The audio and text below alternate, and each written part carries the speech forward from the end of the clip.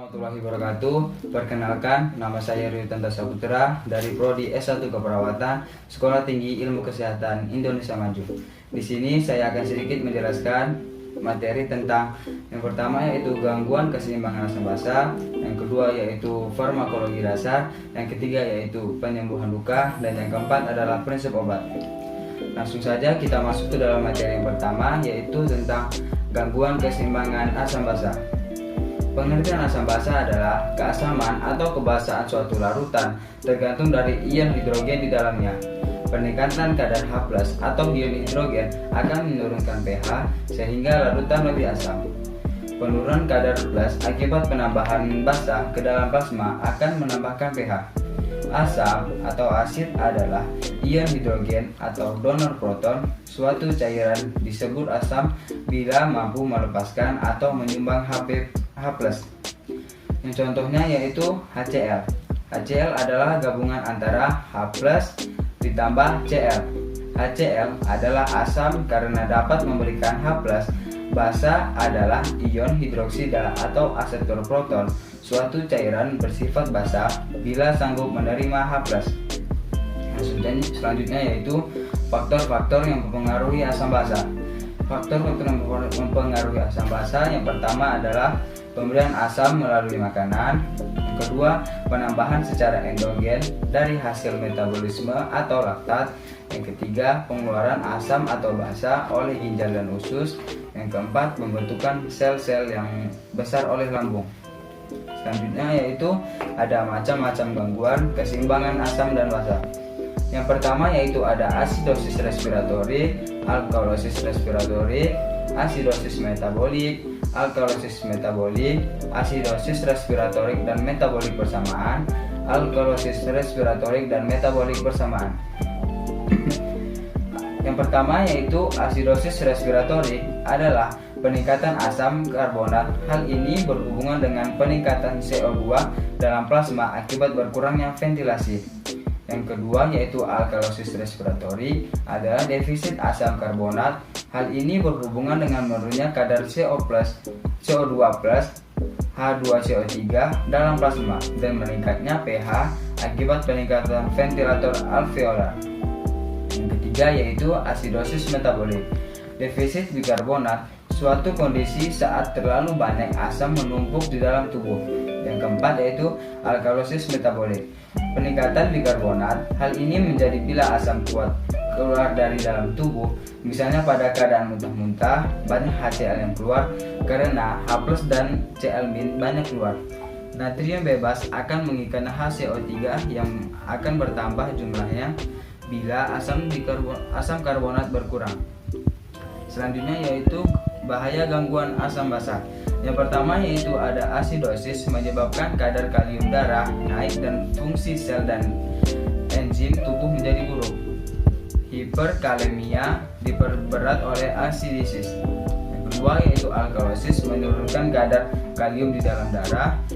Hipokalemia memudahkan aritmia dan intoksikasi digitalis.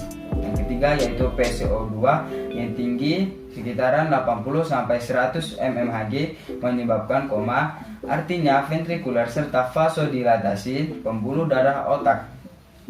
Vasodilatasi cerebral ini menyebabkan aliran darah ke otak dan tekanan intrakranial meningkat.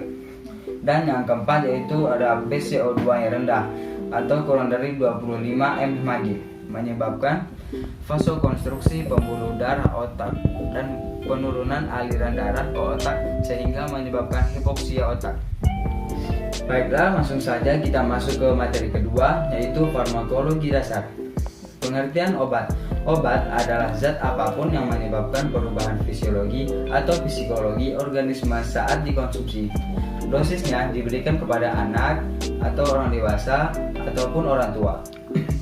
Pengkajian obat yaitu terdiri dari in silico, in vitro, in vivo, uji klinis 1-4, toksikologi atau minuman efek konsentrasi. Rute pemberiannya yaitu yang pertama ada oral, IV, IM, sublingual, okular, nasal, otik, inhalasi, transreal, vagina, dan dubur.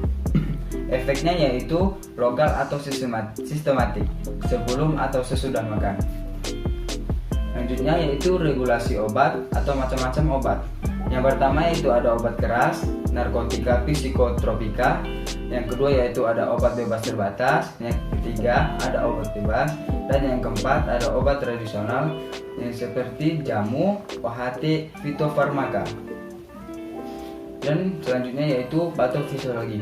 Patologi sel menyimpulkan bahwa penyakit merupakan gangguan fisiologi kehidupan sel seperti metabolisme, bergerak, reproduksi, dan pewarisan sifat.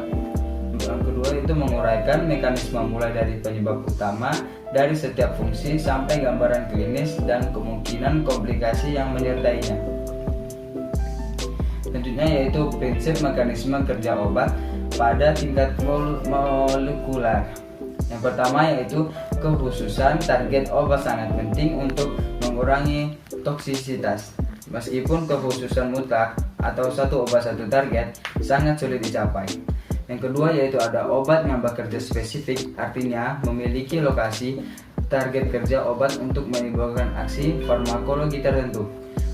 Beberapa target kerja obat pada tingkat molekuler antara lain pada reseptor, kanal ion, enzim, dan molekul kecil. Yang ketiga yaitu ada keberhasilan suatu terapi merupakan hasil langsung dari efektivitas obat melawan targetnya sehingga menimbulkan perbaikan dan hilangnya kondisi penyakit. Selanjutnya yaitu terdapat dua jenis obat. Yang pertama yaitu ada obat inflamasi dan yang kedua yaitu ada obat anti-infeksi. Yang pertama yaitu obat anti-inflamasi. Inflamasi merupakan respon vaskular dan seluler dari jaringan terhadap benda asing atau agen biologis yang berciri-ciri rubor atau kemerahan, kalor, panas, tumor atau bengkak, dolor, rasa sakit, dan fungsi jaringan organ tertentu. Yang kedua yaitu obat inflamasi non-steroid atau OANS atau non-steroidal anti-inflammatory drugs. NSAIDs adalah kelompok obat yang digunakan untuk mengurangi peradangan sehingga meredakan nyeri dan menurunkan demam. NSAIDs sering dikonsumsi untuk mengatasi sakit kepala, nyeri, menstruasi, keseleo, atau nyeri sendiri. Yang terakhir yaitu ada contoh obat antiinflamasi yaitu asam efenamat, diklofenak, dan dextroprofen. Selanjutnya yaitu obat anti-infeksi. Yang pertama yaitu golongan obat yang berfungsi untuk mengatasi masalah infeksi. Infeksi bisa berasal dari bakteri, virus, dan jamur. Antibakteri disebut antibiotik, beda dengan antivirus dan anti jamur. Macam-macam obat yaitu ada obat gangguan sistem pencernaan, obat gangguan saluran kemih, obat kardiovaskuler, dan obat antikolinergik. Selanjutnya yaitu ada sistem saraf.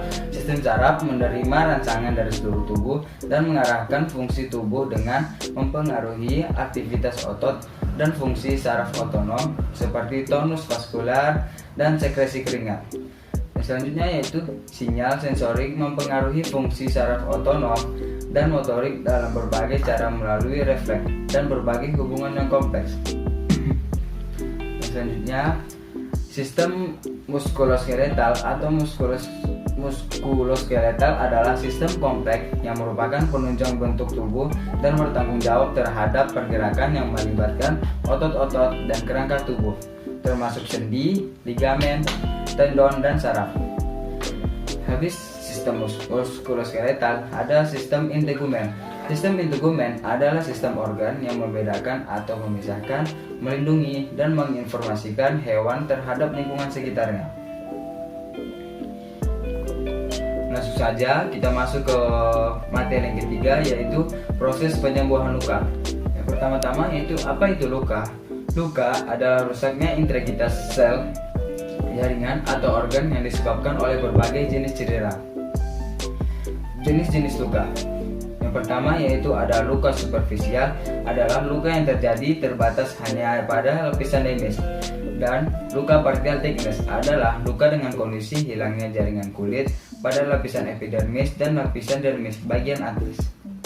Selanjutnya yaitu luka partial thickness terbagi menjadi beberapa stadium, yaitu luka partial thickness pertama yaitu luka dengan kondisi hilangnya jaringan kulit pada lapisan epidermis dan lapisan dermis bagian atas. Yang kedua yaitu ada luka partial thickness stadium 2 atau lapisan epidermis hilang atau lecet sampai dermis bagian atas.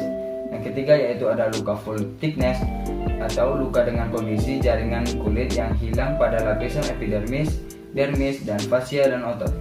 Luka full thickness terdiri dari dua stadium, yaitu yang pertama luka full thickness stadium 3 atau luka hingga subkutan rusak, dan yang kedua yaitu luka full thickness stadium 4 atau luka lapisan subtukan hingga otot tulang rusak. Selanjutnya yaitu ada faktor-faktor yang mempengaruhi penyembuhan luka.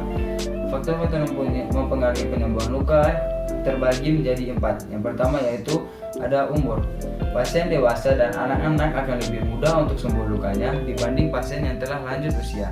Yang kedua ada nutrisi. Pasien sangat membutuhkan nutrisi yang cukup untuk kesembuhan lukanya seperti protein, vitamin C, dan vitamin A serta mineral.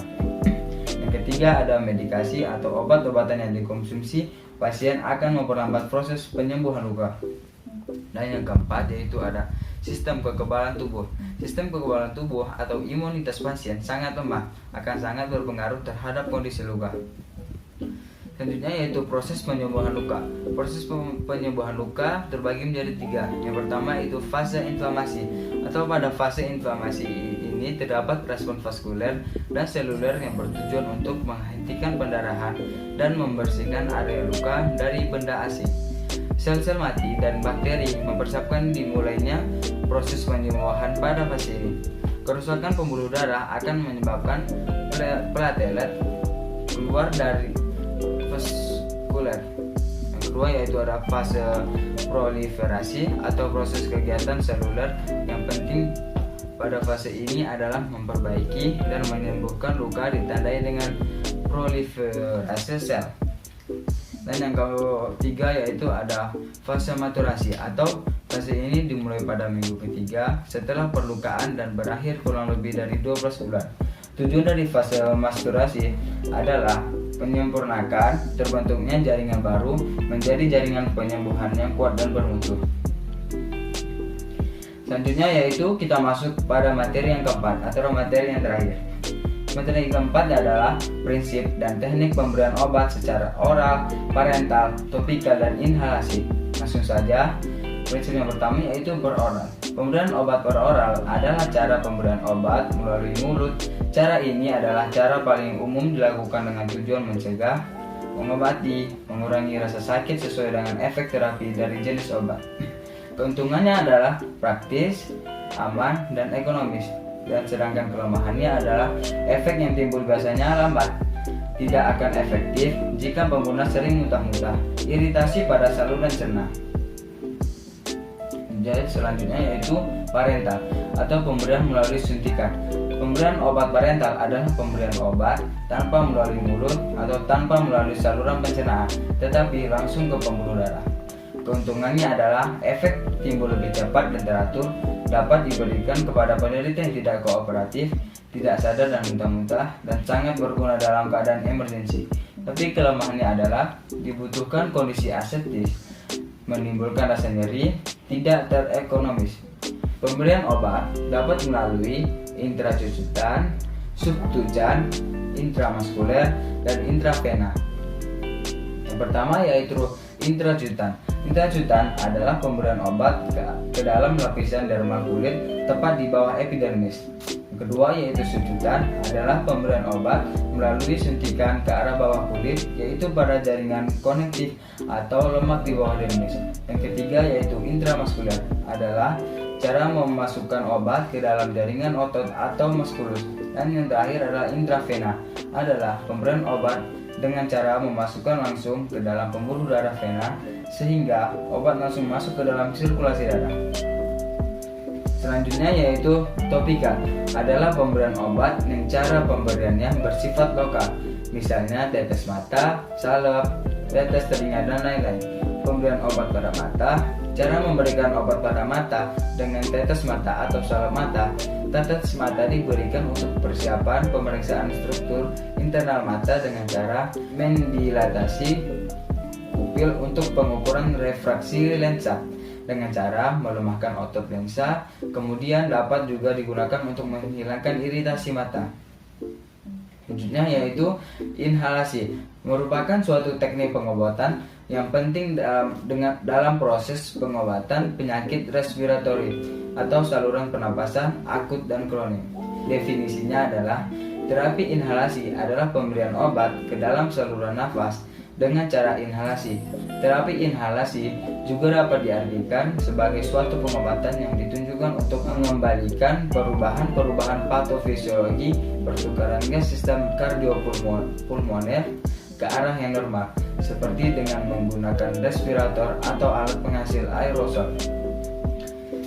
Selanjutnya yaitu ada prinsip benar pemberian obat.